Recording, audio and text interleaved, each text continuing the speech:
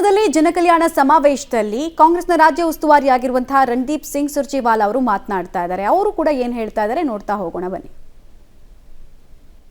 ಬಂದಿರತಕ್ಕಂತ ತಮ್ಮೆಲ್ಲರಿಗೂ ಕೂಡ ನಾನು ಕೈ ಜೋಡಿಸಿ ನಮಸ್ಕಾರಗಳನ್ನು ಅರ್ಪಿಸ್ತಾ ಇದ್ದೀನಿ. दोस्तों साथियों, क्या है संविधान और क्यों बनाया भारतीय राष्ट्रीय कांग्रेस ने संविधान, और क्यों आज संविधान समावेश की जरूरत है? सीधा सवाल ये है जो हम सबको, हिंदुस्तान के हर नागरिक को खुद से पूछना पड़ेगा. ಬಂಧುಗಳೇ, ಇವತ್ತು ನಾವೆಲ್ಲರೂ ಕೂಡ ನಮ್ಮಲ್ಲಿ ನಮ್ಮ ಒಂದು ಪ್ರಶ್ನೆ ಮಾಡಬೇಕಾಗ್ತದೆ. ಇವತ್ತು ಸಂವಿಧಾನ ಅಂದ್ರೆ ಏನು? ಸಂವಿಧಾನನ ಈ ಭಾರತ ದೇಶಕ್ಕೆ ಕಾಂಗ್ರೆಸ್ ಪಕ್ಷ ಅರ್ಪಣೆ ಮಾಡಿದ್ದು ಯಾವ ಕಾರಣಕ್ಕೋಸ್ಕರ? ಈ ಸಂವಿಧಾನದ ಅಂಶಗಳು ಏನಂತ ಹೇಳಿ ನಾವು ಇವತ್ತು ನಮ್ಮನ್ನ ನಾವು ಪ್ರಶ್ನೆ ಮಾಡಬೇಕಾದಂತದ್ದು ಈ ಒಂದು ಕಾರ್ಯಕ್ರಮದ, ಈ ಸಂವಿಧಾನ ಸಮಾವೇಶದ ಉದ್ದೇಶ.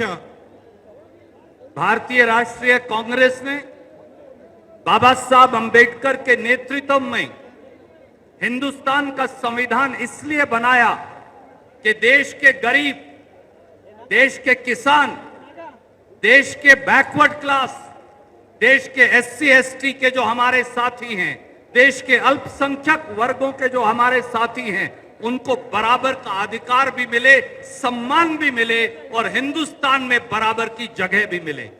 ಇವತ್ತು ಕಾಂಗ್ರೆಸ್ ಪಕ್ಷ ಬಾಬಾ ಸಾಹೇಬ್ ಅಂಬೇಡ್ಕರ್ ಅವರ ಒಂದು ನೇತೃತ್ವದಲ್ಲಿ ಸಂವಿಧಾನನ ರಚನೆ ಮಾಡಂತ ಒಂದು ಮೂಲ ಉದ್ದೇಶ ಏನಂತಂದ್ರೆ, ಈ ಭಾರತ ದೇಶದಲ್ಲಿರ್ತಕ್ಕಂಥ ದಲಿತ ವರ್ಗಗಳಿಗೆ ಸೇರಿದಂತವ್ರಿಗೆ, ಅಲ್ಪಸಂಖ್ಯಾತ ವರ್ಗಗಳಿಗೆ ಸೇರಿದಂತವ್ರಿಗೆ, ಹಿಂದುಳಿದ ವರ್ಗಗಳಿಗೆ ಸೇರಿದಂತವ್ರಿಗೆ ಬಲ ತುಂಬಿಸೋದಕ್ಕೋಸ್ಕರ ಅವ್ರಿಗೆ ಸಂವಿಧಾನವನ್ನ ಕೊಟ್ಟು ಇವತ್ತವರು ಸ್ವಾಭಿಮಾನಿಗಳಾಗಿ ಬದುಕೋದಕ್ಕೋಸ್ಕರ, ಸ್ವಾವಲಂಬಿಗಳಾಗಿ ಬದುಕೋದಕ್ಕೋಸ್ಕರ ಇವತ್ತು ಸಂವಿಧಾನನ ರಚನೆ ಮಾಡಿಕೊಟ್ಟಿದ್ದಾರೆ.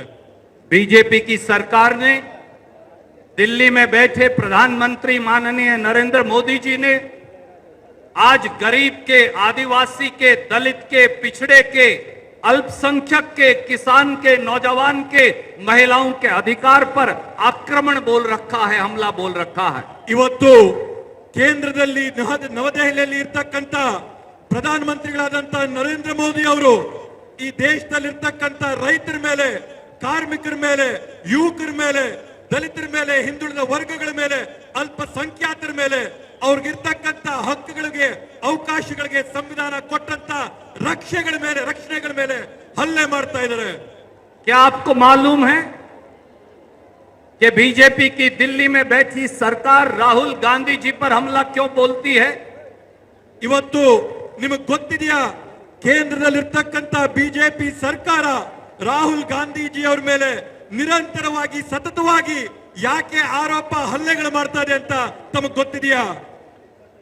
दिल्ली की बीजेपी की सरकार बार बार कांग्रेस के अध्यक्ष खड़गे साहब से बदला लेने की साजिश क्यों करती है?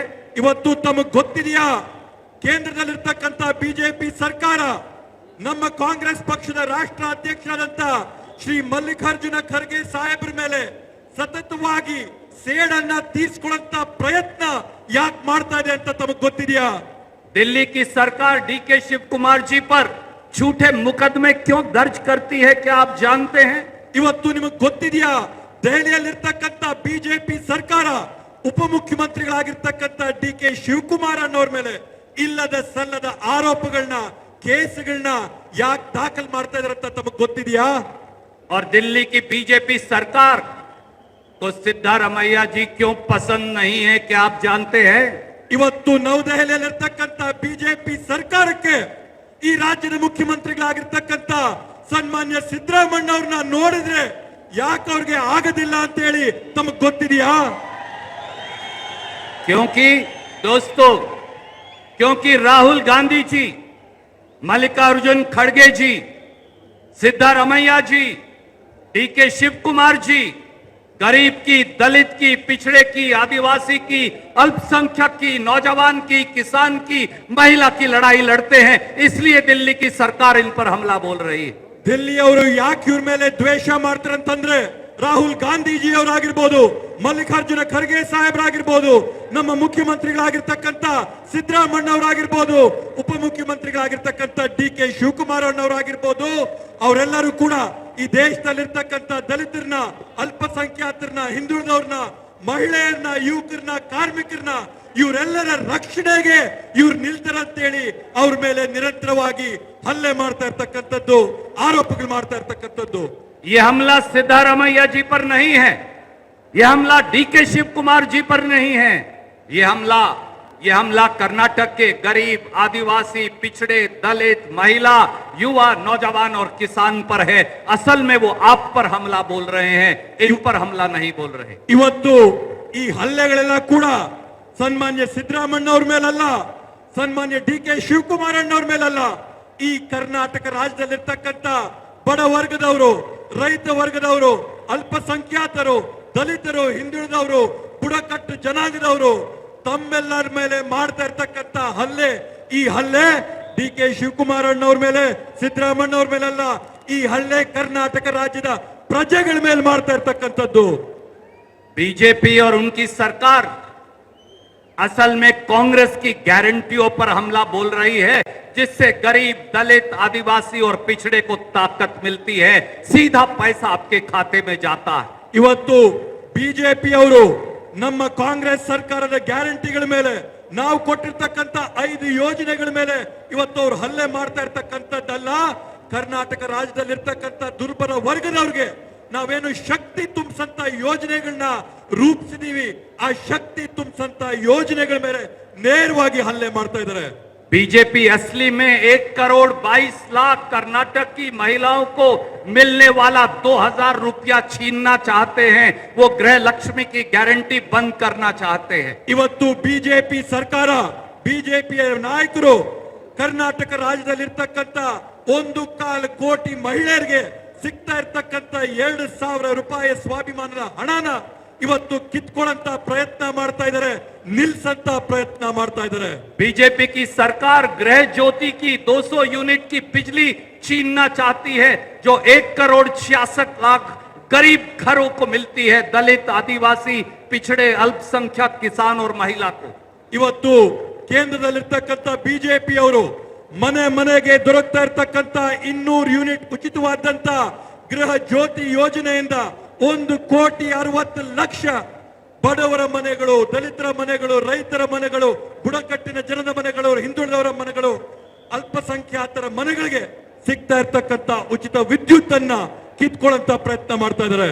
बीजेपी ये चाहती है कि अन्न भाग्य का वो पैसा जो सीधा गरीब, दलित, पिछड़े, आदिवासी, अल्पसंख्यक, साधारण व्यक्ति के खाते में जाता है, वो पैसा बंद हो जाए.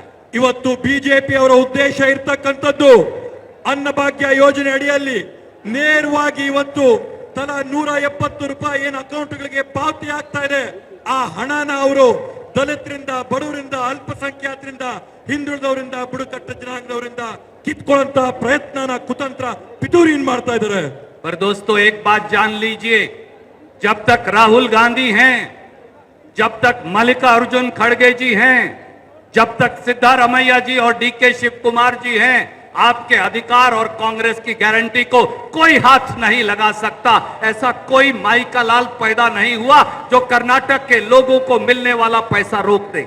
ಬಂಧುಗಳೇ, ಇವತ್ತು ಕೇಂದ್ರದಲ್ಲಿ ರಾಹುಲ್ ಗಾಂಧೀಜಿ ಅವರಿರೋರ್ಗೂ, ಮಲ್ಲಿಕಾರ್ಜುನ ಖರ್ಗೆ ಜಿ ಅವರಿರೋರ್ಗೂ, ರಾಜ್ಯದ ನಮ್ಮ ಹೆಮ್ಮೆಯ ಮುಖ್ಯಮಂತ್ರಿಯಾದಂತ ಸನ್ಮಾನ್ಯ ಸಿದ್ದರಾಮಣ್ಣ ಅವರಿರೋರ್ಗೂ, DK ಶಿವಕುಮಾರ್ ಅಣ್ಣವರಿರೋರ್ಗೂ ನಮ್ಮ ಕಾಂಗ್ರೆಸ್ ಕೊಟ್ಟಿರ್ತಕ್ಕಂಥ ಗ್ಯಾರಂಟಿಗಳನ್ನ ಕಿತ್ಕೊಳ್ಳಂತ ಮಗ ಈ ರಾಜ್ಯದಲ್ಲಿ ಯಾರು ಹುಟ್ಟಿಲ್ಲ ಅಂತ ಹೇಳಿ ನಾವು ಘೋಷಣೆ ಮಾಡ್ತೀವಿ. हम संविधान की भी रक्षा करेंगे, हम संविधान के प्रहरी भी बनेंगे और गरीब के अधिकारों के प्रहरी भी बनेंगे. ಇವತ್ತು ನಾವು ಸಂವಿಧಾನನ ಕೂಡ ರಕ್ಷಣೆ ಮಾಡ್ತೀವಿ. ಈ ರಾಜ್ಯದಲ್ಲಿರ್ತಕ್ಕಂಥ ದಲಿತರನ್ನ, ಈ ರಾಜ್ಯದಲ್ಲಿರ್ತಕ್ಕಂಥ ಅಲ್ಪಸಂಖ್ಯಾತರನ್ನ, ಹಿಂದುಳಿದವರನ್ನ ಅವ್ರನ್ನೂ ಕೂಡ ನಾವು ರಕ್ಷಣೆ ಮಾಡ್ತೀವಿ. और अंत में मैं केवल ये कहना चाहूंगा, नरेंद्र मोदी जी, आपने बड़ी बड़ी कंपनियों का टैक्स तो 33% से घटाकर 22% कर दिया, उनकी जेब में 3 लाख करोड़ डाल दिया. पर अगर कर्नाटक की कांग्रेस की सरकार संविधान के अनुरूप 58,000 करोड़ रुपया 58,000 करोड़ रुपीस अगर सीधा गरीब को देती है तो आपके पेट में दर्द क्यों होता है? ಇವತ್ತು ಕೇಂದ್ರದಲ್ಲಿರ್ತಕ್ಕಂಥ ನರೇಂದ್ರ ಮೋದಿ ಅವರು ನೀವು ಏನ್ ತೆರಿಗೆ ಇತ್ತು ಬಂಡವಾಳ ಶಾಹಿಗಳಿಗೆ ಅವ್ರಿಗೆ 33% ಇಂದ 24% ನೀವು ಇಳಿಸಿದೀರಾ. ಸಾವಿರಾರು ಕೋಟಿ ರೂಪಾಯಿಗಳು ಅವ್ರಿಗೆ ಕೊಟ್ಟಿದ್ದೀರಾ. ನಿಮ್ಗೆ ಅದಾದಾಗ ಹುಟ್ಟವರಿ ಆಗ್ಲಿಲ್ಲ. ಆದ್ರೆ ಕರ್ನಾಟಕ ರಾಜ್ಯದಲ್ಲಿ 58,000 ಕೋಟಿ ರೂಪಾಯಿಗಳನ್ನ ನೇರವಾಗಿ ಬಡವರ ಅಕೌಂಟ್ಗಳಿಗೆ ಜಮೆ ಮಾಡಬೇಕಾದಾಗ ನಿಮ್ಗೆ ಯಾಕೆ ಸ್ವಾಮಿ ತೊಂದರೆ ಆಗ್ತದೆ, ಯಾಕೆ ನೋವು ಆಗ್ತದೆ, ಯಾಕೆ ಸಹಿಸ್ಕೊಳಕ್ ಆಗ್ತಾ ಇಲ್ಲ? अगर दिल्ली की सरकार बड़े बड़े फैक्ट्री के मालिकों का 17 लाख करोड़ 17 लाख करोड़ माफ कर सकती है तो कांग्रेस की सरकार, तो सिद्धारमैया जी, डीके शिव कुमार जी, हमारे मंत्रीगण, पूरी कैबिनेट 58,000 करोड़ 58,000 करोड़ आपके बैंक अकाउंट में क्यों नहीं डाल सकती? ಇವತ್ತು ಕೇಂದ್ರದಲ್ಲಿರ್ತಕ್ಕಂಥ ಬಿಜೆಪಿ ಸರ್ಕಾರ ಕೆಲವೊಂದು ಬಂಡವಾಳಿ ಶಾಹಿಗಳು ಉದ್ಯಮಿಗಳ 70,000 ಕೋಟಿ ರೂಪಾಯಿಗಳ ಸಾಲನ ಇವತ್ತವರು ಮನ್ನಾ ಮಾಡಬಹುದು ಅಂತಂದ್ರೆ ಈ ಕರ್ನಾಟಕ ರಾಜ್ಯದಲ್ಲಿರ್ತಕ್ಕಂಥ ನಮ್ಮ ಕಾಂಗ್ರೆಸ್ ಸರ್ಕಾರ ಸಾರ್ವಜನಿಕರಿಗೆ ನೇರವಾಗಿ 58,000 ಕೋಟಿ ರೂಪಾಯಿಗಳನ್ನ ಯಾಕೆ ಜಮೆ ಮಾಡಬಾರ್ದು ಅಂತ ಉತ್ತರ ಕೊಡಬೇಕು.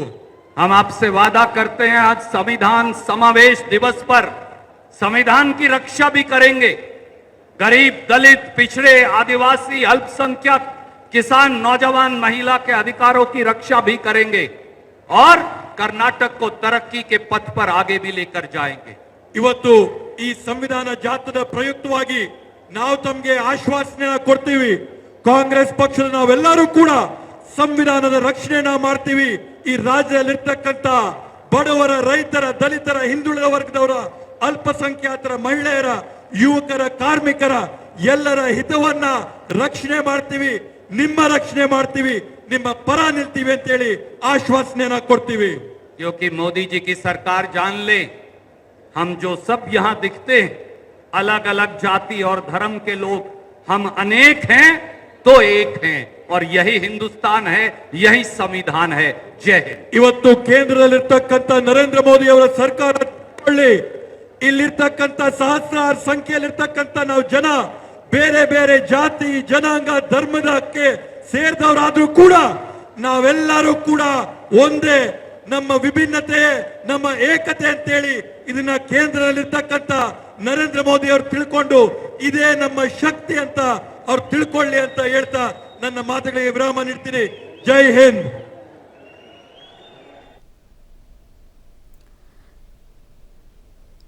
ರಣದೀಪ್ ಸಿಂಗ್ ಸುರ್ಜೇವಾಲಾ ಅವರ ಹೇಳಿಕೆಯನ್ನು ನೀವು ಗಮನಿಸ್ತಾ ಇದ್ರಿ. ಅವರು ಭಾಷಣದ ಉದ್ದಕ್ಕೂ ಕೂಡ ಸರ್ಕಾರದ ಸಾಧನೆಯ ಜೊತೆಗೆ ಕೇಂದ್ರ ಬಿಜೆಪಿಯನ್ನ ಟಾರ್ಗೆಟ್ ಮಾಡಿ ಹಲವು ವಿಚಾರಗಳನ್ನು ಪ್ರಸ್ತಾಪ ಮಾಡಿದ್ರು.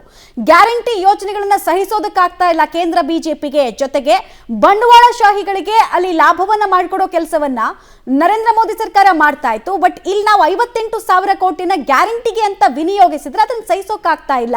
ಹಿಂಗಾಗಿ ಸರ್ಕಾರವನ್ನ ಟಾರ್ಗೆಟ್ ಮಾಡೋ ಕೆಲಸವನ್ನು ಮಾಡ್ತಾ ಇದ್ದಾರೆ. ಆದ್ರೆ ನಾವು ಹೆದರಲ್ಲ. ನಾವು ಕಾಂಗ್ರೆಸ್ ಸರ್ಕಾರ ಅಂತ ಹೇಳಿದ್ರೆ ಅದು ಬಡವರ ಪರ, ಅಲ್ಪಸಂಖ್ಯಾತರು, ಹಿಂದುಳಿದವರಿಗೂ, ರೈತರ ಶ್ರೇಯೋಭ್ಯಾಸಕ್ಕೆ ಏನೇನು ಮಾಡಬೇಕು ಅದೆಲ್ಲವನ್ನ ಕೂಡ ನಾವು ಮಾಡ್ತಾ ಇದ್ದೀವಿ. ಇದೇ ಬದ್ಧತೆಯನ್ನ ಮುಂದುವರಿಸ್ತೀವಿ ಹಾಗೂ ಸಂವಿಧಾನದ ಆಶಯಗಳನ್ನ ಎತ್ತಿ ಹಿಡಿತೀವಿ ಅಂತ ಹೇಳ್ತಾ ಇದ್ದಾರೆ.